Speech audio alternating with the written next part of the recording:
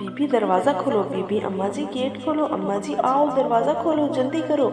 ये डरी डरी रूहान सी आवाज़ ज़निया की थी। वो आवाज़ें लगा रही थी और साथ साथ घर का दरवाज़ा भी पीट रही थी। लोहे का गेट हिलाने और हाथों से पीटने से एक खौफनाक माहौल पैदा हो रहा था। दोपहर 3 साढ़े 3 का वक्त था। गलियों में लू की वजह से सन्नाटा था। घर की मालकिन सदीक बेगम जो अंदर कमरे में थी घबरा कर तेजी से गेट की तरफ लपकी। बाहर से ज़निया की सहमी सहमी आवाज़ें आ रही थी। खिलाफ मामूल इसने डोरबेल नहीं बजाई थी, बस जाहिलों की तरह दरवाजा पीट रही थी। ठहरो ज़निया, मैं आ रही हूँ। हुआ क्या है? परेशानी में दरवाजा खोलते हुए सदीक बेगम की जुबान से निकला। उन्होंने दरवाजे से में लगे ताले के लीवर को जूं ही खसकाया। दरवाजा एक धक्के के साथ खुल गया और ज़निया दौड़ने के अंदाज में अंदर आ गई। फूलती सांस में इसने बरामदे के नंगे फर्श पर खुद को गिरा दिया।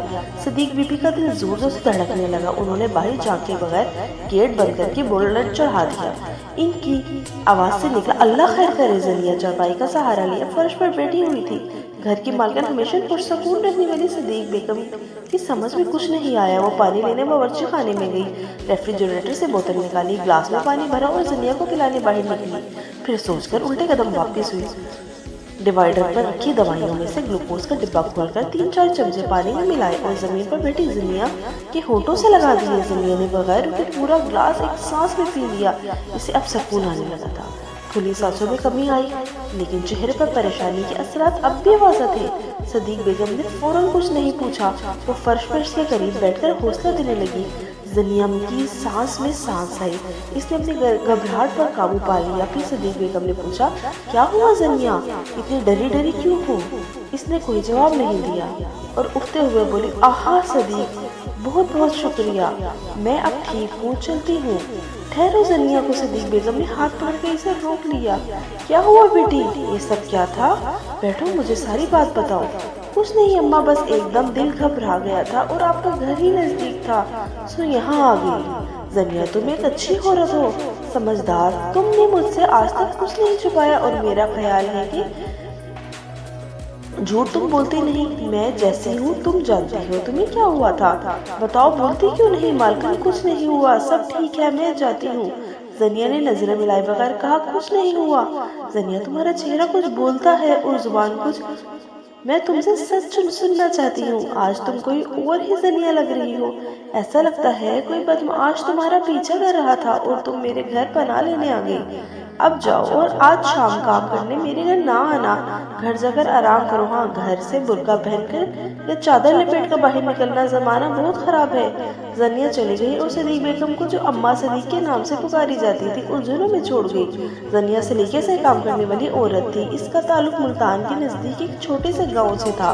घरों में काम करने वाली मासी ज़निया को कराची में रहते हुए 12 साल और अम्मा सदीक के घर काम करते 7 बरस से ज्यादा हो गई थी। इसका असल नाम जीनत जान था, लेकिन लोग इसे ज़निया के नाम से जानते थे। वो खुद भी अपना नाम ज़निया ही बताती थी। सच्ची ईमानदार औरत सफाई करती तो बिखरी चीजों को समेट कर रख देती। घर की औरत सफाई करती तो बिखरी चीजों को समेट कर रख देती। घर की मालकिन से पूछे बगैर ही बिस्तर की चादरों को तय करके रख देती। रुपया या कोई कीमती चीज कहीं भी नजर आए, हाथ तक नहीं लगाती। मोबाइल फोन बिस्तर पर पड़ा हो या टेबल पर महफूज होता, इसकी निगरानी की कोई की जरूरत नहीं होती थी। अम्मा सदीक इस घर में अकेली रहती थी। एक ही बेटा था जो सऊदी अरब के शहर रियाज के करीब एक छोटे शहर में मुलाजमत करता था। नेक फरमाबरदार लड़का। रियाल की कशिश ने इसे घर से दूर कर दिया था। फिर इसने बीवी को अपने पास बुलवा लिया। हम वतन दोस्तों के साथ जिंदगी आराम से गुजर रही थी। माँ को अक्सर फोन करता, खैरियत पूछता। माँ के बैंक अकाउंट में एक माकूल रकम भिजवा देता था। इसके बाप का इंतकाल 3 बरस पहले हो गया था। छोटे ग्रेड का मुलाजिम था। इसकी पेंशन से सदीक बेगम अपनी ज़रूरियात पूरी कर लेती थी। मसरूफियात के लिए शाम को कुछ बच्चों को कुरान नाजरा की तालीम देती, किसी से उजरत तलब नहीं करती थी। इसके बरअक्स गरीब बच्चों की किताबें, कॉपियाँ और इनके लिबास के लिए रकम मुहैया करती थी। मोहल्ले में इनका एक मुकाम था। कुछ लोग इन्हें बड़ी अम्मा कहकर मुखातिब करते और ज़रूरत की चीज़ मांगने से भी नहीं झिझकते थे। इनके कुछ रिश्तेदार पंजाब के दूर दराज देहातों में रहते थे। वो पढ़े लिखे ना थे, खेती बाड़ी करते, गांव की जिंदगी में मगन, गाय भैंसे पालने के आदी और शौकीन थे। अम्मा सदीक के शोहर अब्दुल माजिद को शहर के म्यूनिसिपल कमेटी के स्कूल में नायब कासिद की नौकरी مل گئی۔ یہ اسکول گاؤں میں کھولا گیا تھا۔ وہ پرائمری پاس تھے، لیڈی ٹیچروں کے درمیان رہتے، ان کے ذاتی کام کرتے، ان کے گھر کے لیے سودا صرف لے آتے تھے۔ ان کی تنخواہ میں سالانہ انکریمنٹ کے علاوہ کچھ اضافہ نہ ہوتا تھا۔ گورنمنٹ کے سالانہ بجٹ میں سرکاری ملازموں کی تنخواہیں 10-15% بڑھ جاتی تھی۔ اس طرح عبد الماجد کی سیلری بھی 500-600 کا اضافہ ہوتا تھا۔ عبد الماجد آفس یا اسکول میں ہر جگہ ماجو بھائی کہلاتے تھے۔ ایک سال ایک نئے آنے والے ذمہ دار ہیڈ ماسٹر ایک نئی پوسٹ لانے میں کامیاب ہو گئے، یعنی نائب قاصد کی پوسٹ کو قاصد بنا دیا گیا۔ یوں ماجو بھائی کی گریڈ 2 میں ترقی ہو گئی۔ گھر میں خوشیاں منائی گئی۔ اللہ کا شکر ادا کرنے کے لیے ان کی بیوی صدیق بیگم نے 3 نفلی روزے رکھے۔ اپنے اکلوتے بیٹے عبد الرشید کو گاؤں میں اچھی تعلیم دلوانے کے لیے پہلے گھر میں قرآن نازلہ مکمل کروایا۔ فرمانبردار اور باشعور بنانے کے لیے اچھی تعلیم دلوائی۔ 7 سال کی عمر سے نماز پڑھنے کی عادت ڈالی۔ رشید ذہین تھا، میٹرک میں اچھے نمبروں سے کامیاب ہوا۔ اس کو 4 میل دور بڑے گاؤں کے اسکول پیدل جانا اور واپس آنا پڑتا تھا۔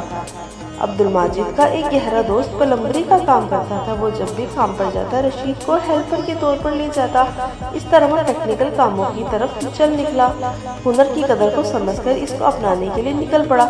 میٹرک کے بعد آگے تعلیم جاری رکھنا اس خاندان کے لیے مشکل تھا۔ عبد الماجد نے اپنے بیٹے کو پلمبر کے کام میں ڈال دیا۔ خود رشید کو اپنے باپ کی طرح قاصد کا کام کرنا یا کلرک بابو بننا پسند نہ تھا۔ وہ پلمبری کی لائن میں اتنی مہارت حاصل کر چکا تھا کہ استاد کے بغیر بھی کام سنبھال لیتا تھا۔ عبد الماجد کا ایک پڑوسی لیاقت سعودی عرب میں ملازمت کرتا تھا۔ اس نے بتایا کہ سعودی عرب میں ایک تعمیراتی کمپنی ہنرمند کاریگروں کی تلاش میں ہے جہاں ایجنٹ کے ذریعے ملازمت مل سکتی ہے۔ ایجنسی کے لوگ لالچی نکلے۔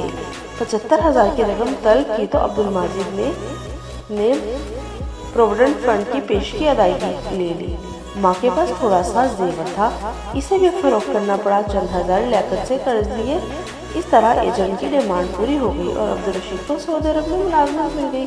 عبد الماجد نے اپنی زندگی میں اپنی بیوہ بہن کی چھوٹی بیٹی سلطانہ سے رشید کی شادی طے کر لی تھی۔ بیوہ بہن سادہ طبیعت کی دیہاتن تھی، اپنے بیٹوں کو اسکول کی اچھی تعلیم نہ دلوا سکی تھی۔ اس کی دونوں بیٹیاں پرائمری پاس تھی، مدرسے میں قرآن و نظم تجوید کے ساتھ مکمل کر چکی تھی۔ کھیتوں میں کام کرنا، کنویں یا ندی سے پانی بھر کے لانا، اپنی بھینسوں، بکریوں اور مرغیوں کی دیکھ بھال کرنا ہی ان کی زندگی تھی۔ وہ جانوروں کے گوبر سے اپلے بنا کر ایندھن کی اضافی ضرورت پوری کرنے کی کوشش کرتی تھی۔ شام ہونے سے پہلے ہی کام سمیٹ کر بستر پہ چلے جانے کی تیاری کر لیتی تاکہ سورج سے کی پہلی کرن کے ساتھ ہی گھر کی طے شدہ کاموں میں خود کو مصروف رکھ سکے۔ باپ اپنے زمیندار مالک کے کاموں کو نمٹا کر تھکا ہارا گھر لوٹتا، اسے آرام پہنچانا بھی ان کے فرائض میں تھا۔ بڑی بیٹی کے بیاہ اور رخصتی کے بعد چھوٹی بیٹی سلطانہ کو اپنی ماں کے ساتھ گھر کے سارے کام انجام دینے ہوتے تھے۔ بڑی کی طرح چھوٹی بھی بڑی جفاکش تھی۔ وہ خود ہی اکیلی مرغوں کو ذبح کر کے صفائی کر لیتی۔ عید قرباں کے موقع پر باپ کے ساتھ بکری یا بکرا ذبح کر کے کھال اتارنا اور چھری سے گوشت کے پارچے بنانا اس کے لیے بہت آسان تھا۔ شادی کے بعد یہ خاندان شہر میں بھی عید الاضحیٰ میں بکری کے ذبح کے لیے کسی پیشہ ور کسائی کا محتاج نہ تھا۔ فاضل گوشت کو دھوپ میں سکھا کر محفوظ کرنا بھی سلطانہ نے متعارف کرا دیا تھا۔ سادہ اور محنت کرنے والی بہو عبد الماجد کے گھرانے میں آئی تو کم آمدنی والی زندگی بھی سنور گئی۔ اپنے سر کی معمولی پینشن اور شوہر کی کمائی سے زندگی گزارنے کے لائق بن گئے۔ رشید اپنے سسرال کی بھی مالی مدد کرنے لگا۔ سلطانہ کو گاؤں کے مقابلے میں یہاں آسان زندگی مل گئی۔ اسے اب پانی بھر کر لانا اور ایندھن کے لیے تگ و دو نہیں کرنا پڑتی تھی۔ اس کو شوہر کے روزمرہ کی بڑھتی آمدنی کے آسان کر دیا تھا۔ وہ پہلے جیسی محنتی عورت نہ رہی، لیکن اس کی دیہات کی تربیت پیشہ ہمیشہ کام آتی رہی۔ وہ بہرحال میں خوش رہنے والی عورت تھی، ملنسار اور جانثار۔ چند جوڑے کپڑوں میں گزارا اور 1.5 روٹی کھا کر اللہ کا شکر ادا کرنے کی عادت نے اس خاندان کو کبھی محتاج نہیں ہونے دیا۔ کبھی پڑوسیوں یا جاننے والوں سے کوئی چیز مانگنے کی ضرورت نہیں پڑی، نہ کبھی قرضہ لینے کے لیے ہاتھ پھیلانا پڑا۔ رشید کو اپنی بیوی کی جائے فرمائشوں نے الجھنوں اور فکروں میں نہ ڈالا۔ اس کو ماں باپ کے بعد پلمبر استاد کی تربیت میں خالی بیٹھنے اور آرام کرنے سے باز رکھا۔ اسے بڑا گاؤں کے کباڑی بازار میں دلچسپی ہو گئی۔ پرانی اور بیکار چیزیں سستے دام لا کر درست کرنے کی لگن نے الیکٹرک اور لوہار کے کاموں میں بھی اس کی مہارت کو بڑھا دیا۔ کسی گھر میں کام کرنے جاتا تو بجلی کے کام یا دوسرے کام بھی کر ڈالتا، اس طرح اضافی آمدنی ہو جاتی۔ اسے میٹرک کی تعلیم ہی اپنے لیے کافی محسوس ہوتی۔ رشید ہمیشہ محنت کر کے روزی کمانے والوں کی قدر دانی اور حوصلہ افزائی کرتا۔ وہ کسی موچی کے پاس بیٹھ کر اس کی دل جوئی کرتا ہے، کبھی بازاروں میں مزدوری کرنے والوں کو سگریٹیں نسوار سے چھٹکارا حاصل کرنے کی ترغیب دیتا۔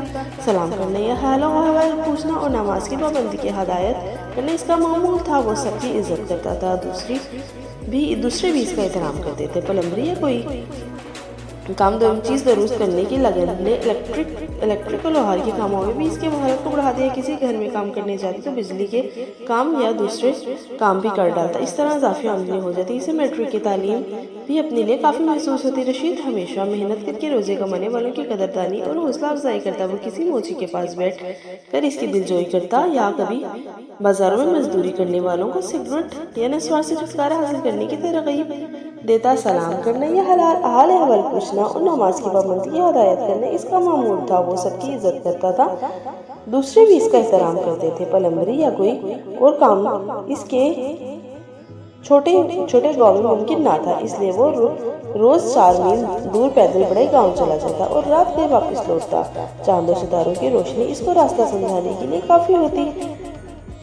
پیدل چلنے کی عادت نے اس کو دبلا پتلا اور سخت جان بنا دیا تھا، اور یہ چوپا کشی سعودی عرب کی سرزمین میں بڑی کارآمد ثابت ہوئی۔ وہ سواری کا محتاج کبھی نہ بنا، سفر کا خرچ بچانے اس کے لیے ہمیشہ کفایت شعری کی عادت کو پختہ کرتا رہا۔ ماں کو خط لکھنا یا فون پر بات کرنا اس نے کبھی نہ چھوڑا۔ وہ ماں کو یقین دلاتا رہتا کہ اللہ نے چاہا غربت کی زندگی سے نجات حاصل کر لیں گے۔ صدیق بیگم کو تنہا زندگی گزارنا بہت مشکل معلوم ہوتا تھا، اس لیے انہوں نے گھر پر قرآن نازل پڑھانا اور محلے کی تقریبات میں شرکت کو لازمی بنا لیا۔ عورتوں اور بچیوں کی میت کو غسل دینے اماں صدیق ہی بلائی جاتی، تو یہ کام وہ بغیر کسی معاوضے کے انجام دیتی تھی۔